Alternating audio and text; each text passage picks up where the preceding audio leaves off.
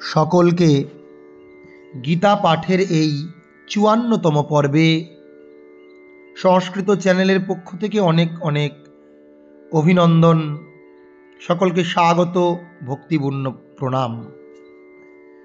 আমরা যারা নিয়মিত গীতা পাঠ শুনছি, আমরা লক্ষ্য করেছি এই সংস্কৃত ইউটিউব চ্যানেলের মাধ্যমে প্রত্যেক দিন আমরা গীতার একটি একটি করে শ্লোক, তার সুর, উচ্চারণ, অন্বয়ার্থ এবং সরলার্থ বিশ্লেষণ আমরা আলোচনা করে থাকি। আজকে আমাদের আলোচনার বিষয় শ্রীমদ্ ভগবদ্ গীতার ২য় অধ্যায় সাংখ্য যোগ, শ্লোক সংখ্যা ৫৯, যেখানে শ্রীকৃষ্ণ অর্জুনকে ইতিপূর্বেই কয়েকটি শ্লোকের মাধ্যমে স্থিতপ্রজ্ঞের লক্ষণ সম্বন্ধে অবগত করেছেন। স্থিতপ্রজ্ঞ ব্যক্তিরা তাদের মনকে কিভাবে স্থির রেখে স্থিতিশীল আচরণ করেন, স্থিতিশীল জীবনযাপন করেন, দুঃখ কষ্ট, রাগ অনুরাগ, শীত উষ্ণ ইত্যাদি বিপরীত পরিস্থিতিতেও তারা নিজেদেরকে কিভাবে সামঞ্জস্যপূর্ণভাবে রাখতে সমর্থ হন তা তিনি বলেছেন। আজকে সেই স্থিতপ্রজ্ঞ ব্যক্তি এবং যারা সাধারণ মানুষ উভয়ের আচরণেরও কিছু পার্থক্য তিনি এখানে তুলে ধরেছেন। তিনি কি বলছেন আমরা শ্লোকটি একবার শুনব। বিষয়া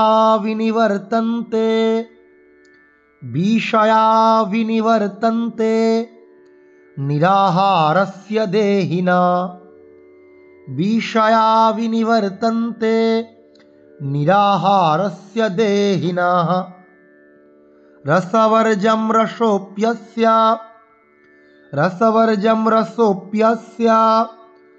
পরম দৃष्ट्वा নিবর্ততে। এই শ্লোকটির সাধারণ অর্থ কি না, দেহিনঃ নিরাহারস্য দেহিনঃ, অর্থাৎ ইন্দ্রিয় দ্বারা বিষয় গ্রহণ করে না এরূপ, যারা ইন্দ্রিয় দ্বারা বিষয় গ্রহণ করছে না এরূপ ব্যক্তি, সে দু প্রকার হতে পারে। এক প্রকার ব্যক্তি যারা ইন্দ্রিয়গুলোকে জোরপূর্বক পরাণমুখ করেছে, ইন্দ্রিয়ের যে বিষয় সে বিষয় থেকে নিবৃত্ত করেছে জোরপূর্বক, যে হাত পাকে বেঁধে রেখে চোখগুলোকে একেবারে চোখ জোর করে বুজে রেখে বা চোখগুলোকে অন্ধ করে দিয়ে নিজেই কৃত্য সাধনের মধ্য দিয়ে আমি ইন্দ্রিয়ের বিষয় দেখব না, ইন্দ্রিয়ের বিষয় আমি উপভোগ করব না। আরেকটা কি না, যারা ইন্দ্রিয় বিকলাঙ্গ, নিরাহার, যারা ইন্দ্রিয় বিষয় ভোগ করতে পারে না,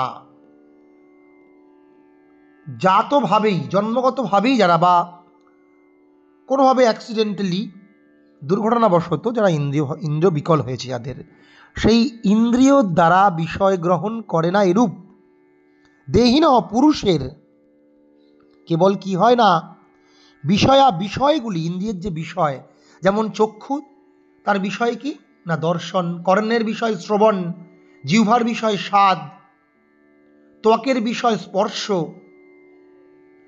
নাকের বিষয় ঘ্রাণ, এরকম হাতের বিষয় কর্ম, পায়ের বিষয় হাঁটা, এরকম বিভিন্ন বিষয় আছে। সেই বিষয়গুলি নিবৃত্ত করে বটে, নিবর্তন্তে অপি, তবুও রসবর্জম, রাগ আসক্তি নিবৃত্ত হয় না। তাহলে তো রসবর্জ্য ব্যতীত, রসবর্জম মানে কি, রাগ ব্যতীত বিষয় তাদের নিবৃত্ত হয়। এ তাৎপর্য হচ্ছে এটাই, যে রসবর্জম বিষয়া নিরাহারস্য দেহিনা নিবর্তন্তে, এটা হচ্ছে অন্বয়ার্থ। রসবর্জম বিষয়া অর্থাৎ রাগ বা আসক্তি, মানে আসক্তি ভিতরে থেকে যায়, এই বলছে আর কি, যে আসক্তি বা রাগ অনুরাগ ব্যতীত, অনুরাগ শূন্য রহিত বিষয় নিবৃত্ত হয় বটে। কাদের? নিরাহারস্য দেহিনা, যারা ইন্দ্রিয়গুলোকে নিবৃত্ত করেছে এরকম পুরুষের। কিন্তু কিন্তু এই রাগ আসক্তিও চলে যায় কোন পুরুষের?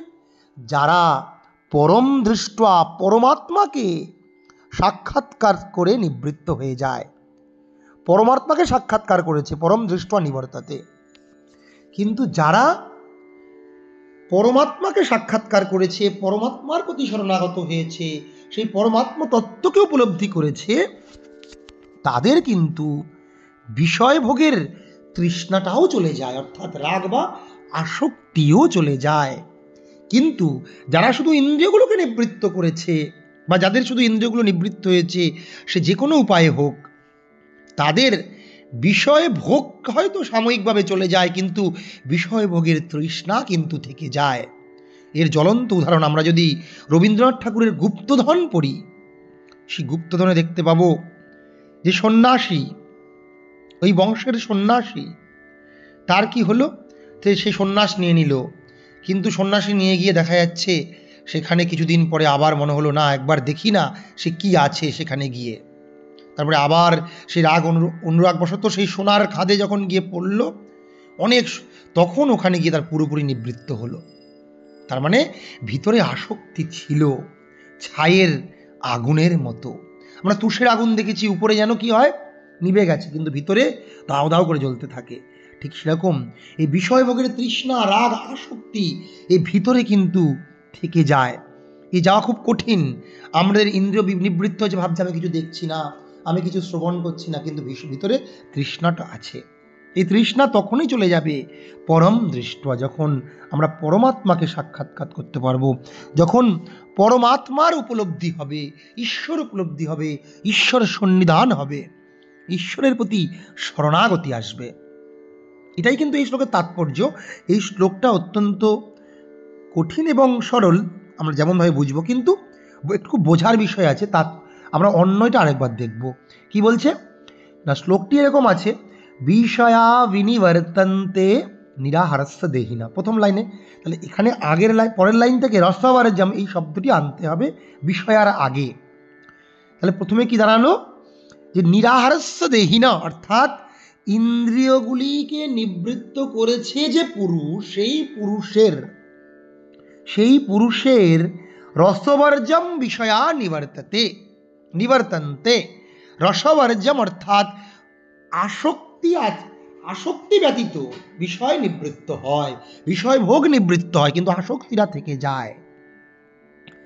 আসক্তি এখনো শূন্য হয় না। রাগ আসক্তি ব্যতীত, আসক্তি ছাড়া বিষয় ভোগ চলে যাচ্ছে, অর্থাৎ আসক্তি থেকে যাচ্ছে, মানে বিষয় ভোগ আবার ঘুরে ফিরে আসতে পারে। কিন্তু পরে বলা, এবার কি হচ্ছে, অপি কিন্তু রস নিবর্ততে, রসও কিন্তু চলে যাবে, সে আসক্তি বা অনুরাগ, আকাঙ্ক্ষা, প্রাপ্তির ইচ্ছাও চলে যাবে। কখন, যখন অস্য সেই স্থিতপ্রজ্ঞ ব্যক্তি পরম দৃষ্টা, যখন পরমাত্মাকে সাক্ষাৎকার করবেন, নিজে আত্মোপলব্ধি করবেন, ঈশ্বরের সন্নিধান লাভ করবেন। আজকে আমরা 54তম পর্বে গীতা পাঠের এই বিষয়টি আলোচনা করলাম। দুই রকম পুরুষের পার্থক্য, একটা হচ্ছে স্থিতপ্রজ্ঞ পুরুষ, যে ঈশ্বরকে সন্নিধান করেছে, ঈশ্বরকে লাভ করেছে, ঈশ্বরকে সাক্ষাৎকার করেছে, ঈশ্বর উপলব্ধি করেছে সেই, আর যে শুধু তপস্বী ব্যক্তি, যে শুধু ইন্দ্রিয়গুলোকে সংযত করেছে, সেই পুরুষ। এই উভয় পুরুষের পার্থক্য কি, শ্রীকৃষ্ণ অর্জুনকে এটাই বোঝালেন। তাই তিনি বললেন যে তোমার হয়তো, তুমি ধর্ম প্রতিষ্ঠা করার জন্য যুদ্ধে এসছো, একটু লিঙ্ক না করলে বুঝবো না। যেখানে অর্জুনকে বলার তাৎপর্য কি, শ্রীকৃষ্ণ অর্জুনকে বলছেন তুমি এখানে যুদ্ধ করতে এসেছো, তুমি ভেবেছো যে তুমি অধর্মকে নাশ করবে, কিন্তু তোমার আসলে যে মায়া, দুর্বলতা আত্মীয় স্বজনদের প্রতি, সেটা তোমার ভিতরে ছিল, আসক্ত অনুরাগ ছিল, সেটা তোমার যায়নি। তোমার ধর্ম প্রতিষ্ঠার, ধর্ম হচ্ছে ঈশ্বর স্বরূপ, এই ধর্ম প্রতিষ্ঠার প্রতি পূর্ণ আস্থা, পূর্ণ নিবেদিত চিত্ত তুমি হতে পারোনি, তার জন্য তোমার এই অবস্থা হয়েছে। তাই তুমি স্থিতপ্রজ্ঞ হয়ে তোমার লক্ষ্যে অবিচল থাকো, তুমি ধর্ম প্রতিষ্ঠা করো, জগতে ধর্ম প্রতিষ্ঠার জন্য তুমি যুদ্ধ করতে এসছো, এটা তোমার লক্ষ্য। কিন্তু তুমি তাই এদেরকে হত্যা করবে না, এদের যে অধর্মাশ্রিত দেহগুলোকে তুমি বিনাশ করবে মাত্র, যাতে সমাজের অকল্যাণ না হয়, জগতের অকল্যাণ না হয়।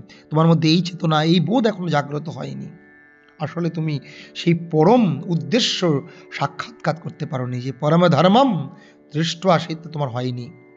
তুমি শুধুমাত্র যে একটা আবেগ থেকেও তুমি কিন্তু এই যুদ্ধক্ষেত্রে এসেছো, তার জন্য তোমার আজকের এই হতাশা, দুর্দশাগ্রস্ত পরিস্থিতি, এই দুর্বল তোমার চিত্তের অবস্থা। আমরা বুঝলাম। সবাই ভালো থাকুন, সবাই সুস্থ থাকুন। এইভাবে সুন্দর করে প্রত্যেক দিন একটি একটি গীতা শ্লোক পাঠ অভ্যাস করুন। সকলকে আবার নমস্কার। সবাই সুস্থ থাকুন, ভালো থাকুন।